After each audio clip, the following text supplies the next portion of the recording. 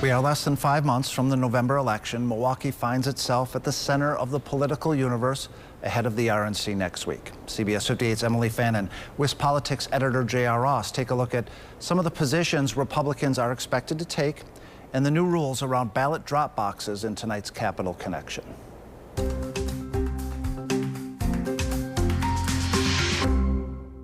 This week, state election officials gave more clarity to local municipalities when it comes to how to operate ballot drop boxes going forward, and it just comes weeks before the August 13th primary. So this is just guidance. You're going to see this list of best practices that the bipartisan commission passed earlier this week, and it just says some recommendations, like encouraging clerks to empty drop boxes often so they don't get full, record the times and dates when ballots are retrieved, make sure it's accessible, and make sure it's in a well-lit area for people to see it at night. And, you know, like I said, these are just guidelines. There's no statewide mandate. But, you know, some clerks that I talked to, they wanted this guidance. They wanted this clarity going forward. But it also gives them flexibility. So if you don't have a high secure drop box, you don't have to invest, you know, thousands of dollars to make it more secure going forward. So my questions are, how much is going to matter come November? And then two, how Republicans approach drop boxes with their messaging on early voting. So first, will it matter?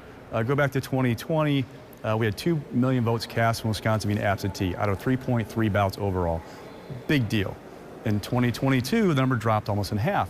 At the same time, the number of late absentee ballots, which are due at 8 o'clock on Election Day, almost doubled. The theory is because people didn't have the drop box as an option. They put them in the mail. They were late.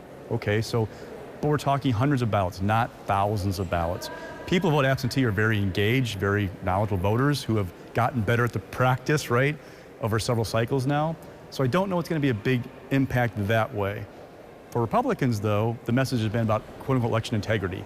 This opens the door to fraud in their words. They're worried about what this is going to mean, but they're also telling voters in their base, vote early, get your ballots in, then we can go work on casual Republicans or swing voters, because if you can bank your vote, if you're a hardcore Republican voter and we know your vote's in the bank, we go after other people. It helps us in turnout efforts. But how do you send that message of vote early and get your ballot into a drop box or whatever means, then say that it's not secure, especially with your nominee for president raising questions about, you know, voter fraud constantly. So it's an interesting dynamic for them, how they manage that message with that desire to get people to vote early. Right, and we're also going to just focus on President Joe Biden, as he's really just fighting to keep his re-election bid alive. What we want to talk about, though, specifically is where Wisconsin's Democratic congressional delegation is. You know, you have U.S. Representative Gwen Moore, you have Mark Pocan, really kind of standing by the president, but the wild card right now is Senator Tammy Baldwin. And of course, there's a lot of emphasis on her because she's kind of in a tight U.S. Senate race, and there's a fight for control of the Senate, of course, next year. Her comments have been, you know, it's his decision, let him decide, I'm focused on my campaign. Yet she is relaying her concerns that she's hearing from voters to the White House about Biden, about his ability and whether he can serve another 4 more years. Look, Moore and Pocan are in safe Democratic seats. They're not worried about their prospects this fall. And if you look at the Democrats nationally who are calling for Biden side by side, they're often in frontline seats. They call them swing seats. Baldwin, though, is in kind of a swingy seat, swingy race for the U.S. Senate. She's favored over Eric Hovde right now, but not a lock for re-election. For her, the more you're being asked about Joe Biden, less you're talking about Eric Hovde and his bank in California, the $7 million home he has in California, his stance on abortion. You're talking about, is Joe Biden competent? Likewise, for Democrats overall, the more you're asked about this issue, less you're talking about Donald Trump and the 34 felony convictions, Donald Trump and abortion, Donald Trump and Project 2025, his plans for a second term. Democrats are on the defensive right now. And so for Republicans, they, one, like the fact Baldwin's on the defensive, off message, and two, think she looks indecisive. The question, though, is will this matter come October and November? At some point, it's going to resolve itself. Either Biden will be the nominee or he won't. No predictions what's going to happen. But once that decision is made, it'll lock it in. Then what's the argument going to be in mid-October? Is it going to be about Biden policies, Baldwin, her policies? Then the question becomes, if it is Biden, how far ahead can she run of Joe Biden? If Biden's in his tough position and isn't going to beat Donald Trump, okay, that's one thing. But if he loses by 2 points, that's different from losing by 5 in Wisconsin or 6 or 7.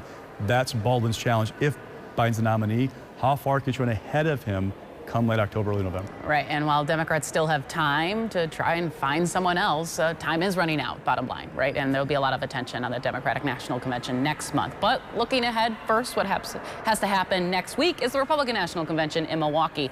So it's really going to be the big event on Monday, is that typically Republicans adopt the GOP platform, and that was actually adopted earlier in the week.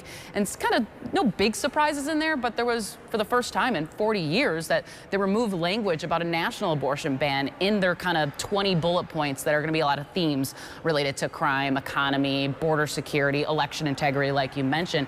But this is once again, JR, a stance that the former president has taken. U.S. Senator Ron Johnson, Eric Hovde, a lot of Republicans here in Wisconsin nationally are playing this, fine line, this little dance about we don't want to go too far, but we want to, maybe have abortion issues back to the states. And that's kind of their message that they've been tweaking, because we know it was a losing issue for them 2 years ago. Yeah, it was. The question is, will they lose votes because of it? Now, on the one hand, you've seen anti-abortion activists saying, I'm disappointed, this isn't adequate enough, I may stay home.